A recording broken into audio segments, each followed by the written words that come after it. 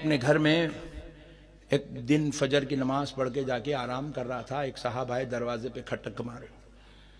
میں بیچارہ بولا اب بھی مسجد میں گئے ملے پھر کون آ گیا؟ ارے بڑے بھائی. پھر اٹھ کے آگے دیکھے ایک وائٹ داڑھی والے بڑے میاں 60-65 سال کے. السلام علیکم نقشبندی صاحب.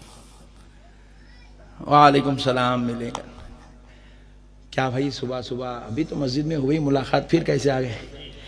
جی میں آپ سے عرض کرنا چاہ رہا تھا آپ چلے گئے. میں لوگوں سے مل رہا تھا آپ سے بھی ملنے آیا. جی فرمائیے کیا بات ہے؟ میں آج عمرہ کے لیے جا رہا ہوں. میں گلے ملا مبارکباد دیا. بس گزارش کر رہا سرکار کی بارگاہ میں جاؤ تو غلام کی قدم بوسی عرض کر دینا. اللہ اللہ اللہ اللہ.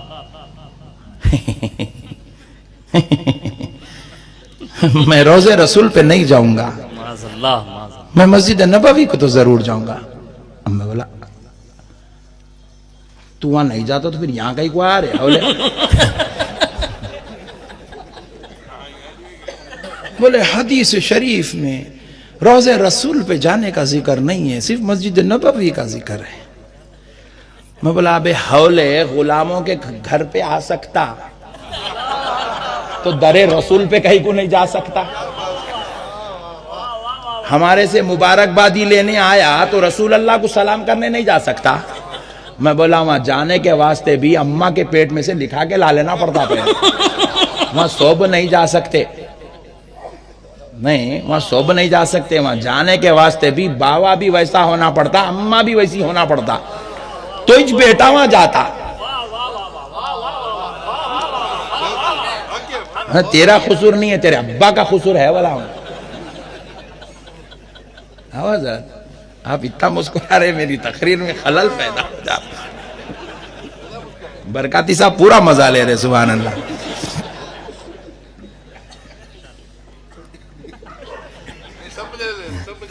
ہاں سبحان اللہ. تو دیکھو وہاں جانے کے واسطے پہلے ابا کلیئر رہنا پڑتا اور امی پاک رہنا پڑتا تو بیٹا جا سکتا. اوپر تھوڑا خلط ملت رہی تو وہاں جانے نہیں دیتے, ایسا گندے لوگوں کو آنے نہیں دیتے وہاں پہ. ہاں پیور رہنا پڑتا. سبحان اللہ. جیسا مسجد میں بغیر طہارت کے لوگ نہیں آ سکتے, مسجد میں آنے کے لیے پاک ہونا پڑتا. مسجد میں آنے کے لیے جسم کا پاک ہونا ضروری ہے, مصطفیٰ کے دروازے پہ آنے کے لیے خون کا پاک ہونا ضروری ہے.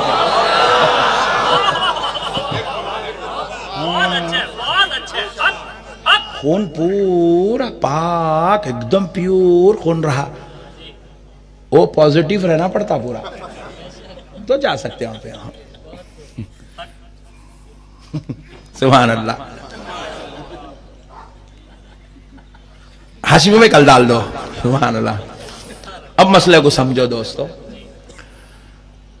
تو میں بولا بھائی آپ مسجد نبوی کو جائیں گے؟ الحمدللہ ضرور جاؤں گا. کیوں جائیں گے آپ مسجد نبوی کو؟ ارے نقشبندی صاحب آپ عالموں کے پوچھ رہے ہیں, آپ کو نہیں معلوم ہے وہاں ایک نماز پڑھنے پہ 50,000 نمازوں کا ثواب ملتا ہے. او مولا اچھا اس لیے جا رہے بیٹے تم لوگ, لاٹری لگی ہوئی ہے, آفر لگا ہوا ہے. ہاں بہت ہوشیار قوم ہے بیٹا.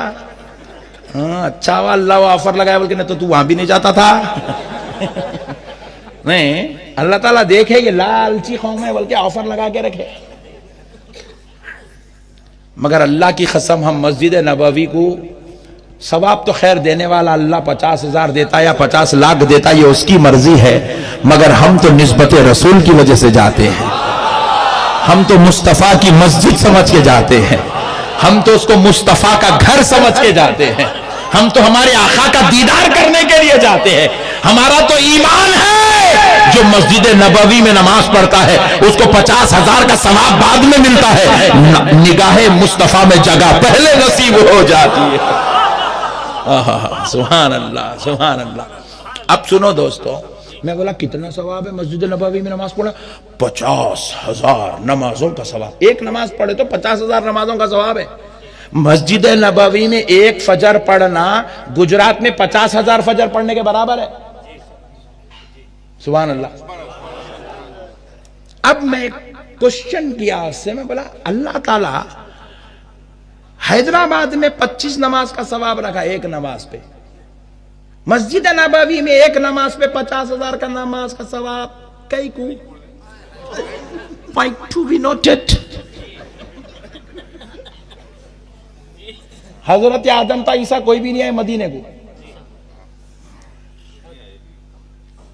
اچھا ہوا وہاں کسی اور پیغمبر کا مزار بھی نہیں ہے، نہیں تو بدماش قوم بولتی تھی وہ پرانے پیغمبر ہے اس لیے مدینہ فضیلت والا ہے. اماں وہ ڈینجر کی ہے قوم. اس لیے میرے نبی بھی ایسے جگہ کا انتخاب کرے جہاں کوئی نبی نہیں ہے. سبحان اللہ. حضور بتانا چاہتے تھے لوگوں مدینہ حرم بنا ہے مصطفیٰ کی وجہ سے. مدینہ حرم بنا ہے آمنہ کے لال فاطمہ کے بابا کی وجہ سے. مدینہ میری وجہ سے ہے مسلمانوں. سب پیغمبر آئے، کسی نے کسی کو حرم نہیں بنایا، میں آیا رب نے مدینے کو حرم بنا دیا. اب سنو دوستو، اب سنو مسلمانوں، قسمت پہ ناز کرو تم کس کے امتی ہو.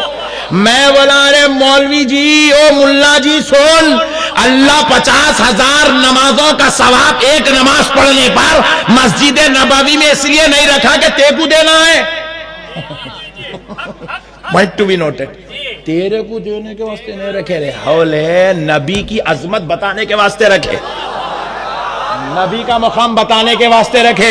اے لندن والوں، لندن میں نماز پڑھو، ایک نماز پہ 25 نماز کا ثواب. اے امریکہ والوں، ایک نماز تمہارے علاقے میں پڑھو، ایک نماز پہ 25 نماز کا ثواب. چائنا والوں، جاپان والوں، دبئی والوں، عراق والوں، تمہارے علاقوں میں پڑھو، ایک نماز پہ 25 نماز کا ثواب. اے ہندوستان والوں، تم پڑھو، ایک نماز پہ 25 نماز کا ثواب. چاہے وہ مسجد بادشاہوں نے بنایا ہوگا، امیروں نے بنایا ہوگا، تونگروں نے بنایا ہوگا، بادشاہوں نے بنایا ہوگا، حاکموں نے بنایا ہوگا، شہنشاہوں نے بنایا ہوگا، ایک نماز پہ 25 نماز کا ثواب. مگر مسجد نبوی میں آؤ، سجدے تو وہی ہے جو ہندوستان میں تھے، رکوع بھی وہی ہے جو امریکہ میں تھا، قیدا بھی وہی ہے جو لندن میں تھا، قیام بھی وہی ہے جو چائنا اور دیگر ممالک میں تھا، نماز بھی وہی ہے، قیدا بھی وہی ہے، رکعت بھی وہی ہے، رکوع بھی وہی ہے، تلاوت بھی وہی ہے، تسبیح بھی وہی ہے، وقت بھی وہی ہے، ارکان بھی وہی ہے، فرائض بھی وہی ہے،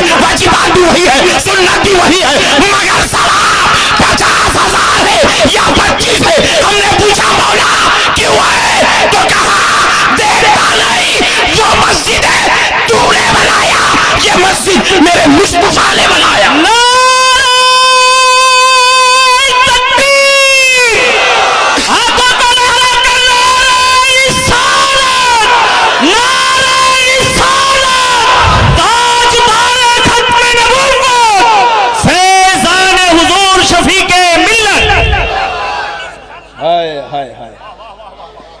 قربان جاؤ مسلمانوں، نبی سے محبت سمجھو، مقام مصطفیٰ سمجھو. مسلمانوں ضرورت ہے آج سمجھنے کی ضرورت ہے. نبی کے مقام کو سمجھو. نہیں سمجھ رہے اس لیے جوتے کھا رہے ہیں، گلی گلی پھر رہے ہیں، چپا چپا پھرنا پڑ رہا، بے ادبیاں کرتے پھر رہے ہیں، گستاخیاں کرنا پڑ رہا. اللہ کے واسطے حضور کے غلام بنو. اللہ نے اس لیے نہیں دیا کہ یہ مولوی ملاؤں کو، زکوٰۃ والوں کو، صدقے والوں کو ثواب دینا ہے. اللہ نے اس لیے 50,000 نمازوں کا ثواب رکھا.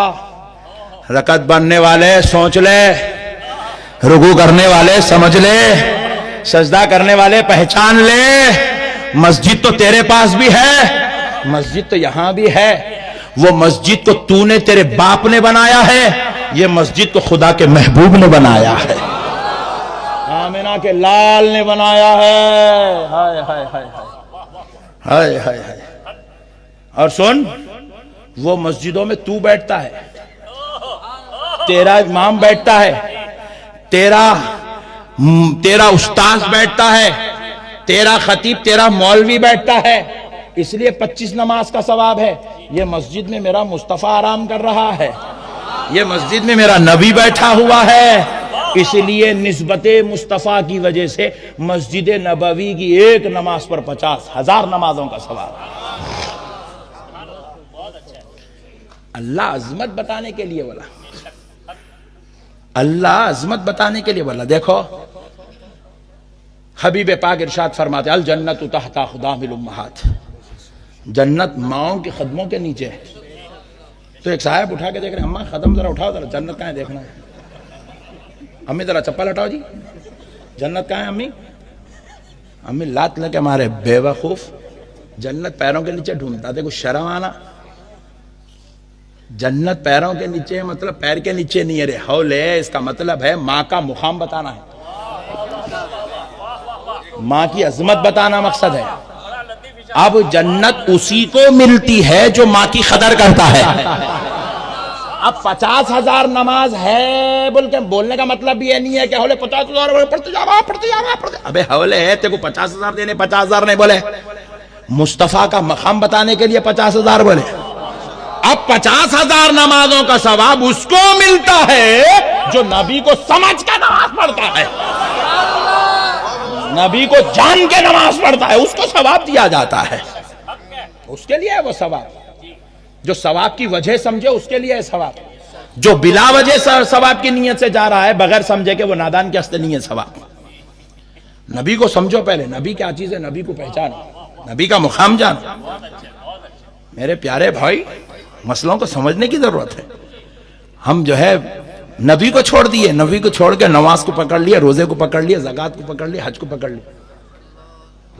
میرے پیارے دوستو خدا خدا ہو کر قرآن شریف کی 6,666 آیتیں نازل کر رہا ہے، مگر آپ ہم جانتے ہیں کہ وہ قرآن ہے قرآن ہے قرآن ہے قرآن ہے. اس کا پہلا نام قرآن ہے، دوسرا نام کیا ہے معلوم ہے؟ نعت رسول ہے. ہمارے استاد محترم جامعہ نظامیہ کے ایک بہت بڑے ادیب عالم گزرے، ہندوستان کی نہیں بلکہ ایشیا کی سب سے بڑی اسلامک یونیورسٹی جو رسول اللہ صلی اللہ علیہ وسلم کے حکم پر قائم کی گئی،